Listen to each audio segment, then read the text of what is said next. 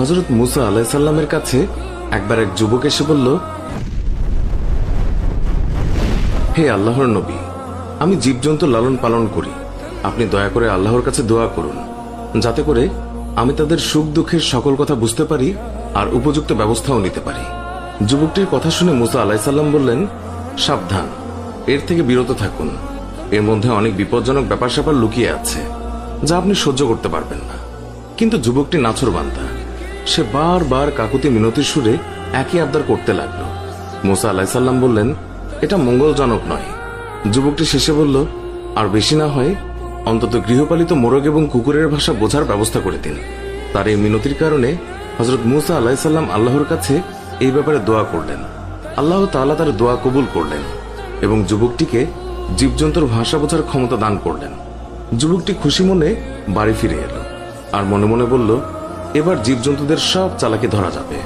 পরদিন ভোরে যখন বাড়ির হাঁস মুরগি ছেড়ে দেওয়া হলো, তখন সেই যুবক মোরগের কথা শোনার জন্য বারান্দায় এসে বসল। বাড়ির কাজের মেয়ে রাতের বেঁচে যাওয়া রুটির টুকরো উঠানে নিক্ষেপ করল। কুকুরটিও কাছেই ছিল। এই সময় মোরগটি ঝাপটি মেরে রুটির টুকরো মুখে পুরে নিল। কুকুরটি প্রতিবাদের সুরে মোরগকে বলল, রুটির টুকরো আমার ভাগে ছিল, তুই নিয়ে গেলি কেন? উত্তরে মোরগ বলল, একটু সবুর করো। অবস্থার দ্বারা বুঝতে পেরেছি কালকে আমাদের মনিবের সুন্দর ঘোড়াটা মারা যাবে, তখন তুমি মজা করে তার গোশত খেতে পারবে। বারান্দায় বসে থাকা যুবক মোরগের কথা শুনে চিন্তায় পড়ে গেল। তারপর লোকসান এড়ানোর জন্য ঘোড়াটি বাজারে নিয়ে বিক্রি করে দিল। পরদিন ভোরে আবারও যখন উঠোনে রুটির টুকরা ছড়ানো হলো, তখন মোরগটি সঙ্গে সঙ্গে তা লুফে নিল। কুকুরটি সেদিনও বঞ্চিত হয়ে রাগ করে মোরগকে বলল, ধোকাবাজ কোথাকার, কালকে রুটি নিলে, আজকেও নিয়ে গেলে, কই ঘোড়া তো মরল না, বরং মালিক তা অন্যখানে বিক্রি করে দিয়েছে। জবাবে মোরগ বলল, ঘোড়া সত্যিই মরেছে, তবে অন্যখানে। অধৈর্য হয় না, ব্যবস্থার দ্বারা জেনেছি কালকে মনিবের উটটি মারা যাবে, তখন তুমি মজা করে ইচ্ছে মতো খেতে পারবে।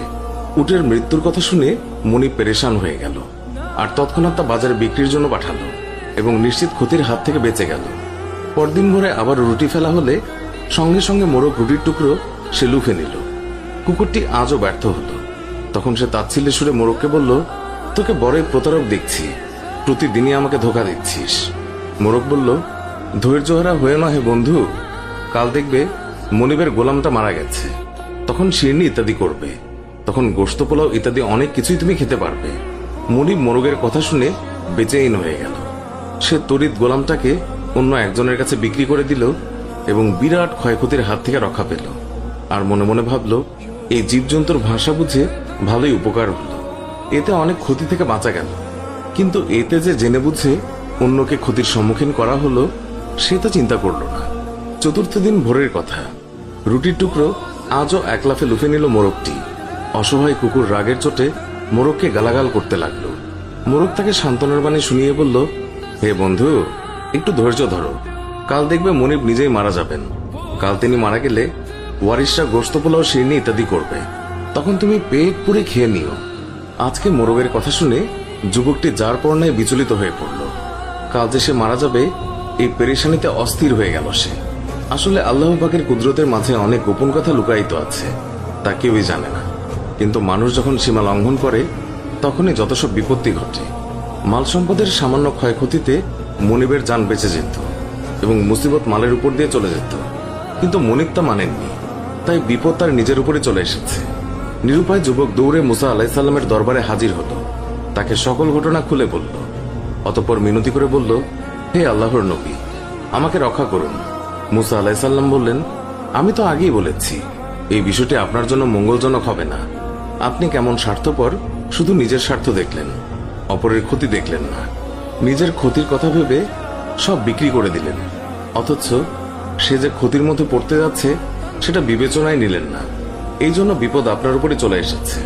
এখন নিজেকে অন্য কারো কাছে বিক্রি করে দিন, তাতেই তো ভালো, এতে অনেক অর্থ করে এবং ধন সম্পদ লাভ হবে। যুবকটি কৃতকর্মের জন্য ক্ষমা চাইল এবং প্রাণ রক্ষার জন্য হযরত মুসা আলাইহিস সালামকে অনুনয় বিনয় করতে লাগলো। মুসা আলাইহিস সালাম বললেন, দেখুন, কামান থেকে গুলি বেরিয়ে যাওয়ার পর তাকে আবার ওই কামানে ঢোকে? কখনো না। আপনার মৃত্যু অবধারিত হয়ে গেছে, এর থেকে আপনার রেহাই নেই। তবে আমি আপনার জন্য ইমানের সাথে মৃত্যুর দোয়া করছি। হযরত মুসা আলাইহিস সালামের কথা শেষ না হতেই যুবকটির শারীরিক পরিবর্তন শুরু হলো, একবার বমিও হলো, তার শরীর নিস্তেজ হয়ে আসছিল। সাকরাতের এই সময়টিতে 4 জন লোক তাকে ধরে বাড়ির দিকে নিয়ে গেল, কিন্তু বাড়ি পৌঁছা গেল না। মৃদু এক ঝাঁকুনি দিয়ে তার প্রাণ উড়ে গেল চিরদিনের জন্য।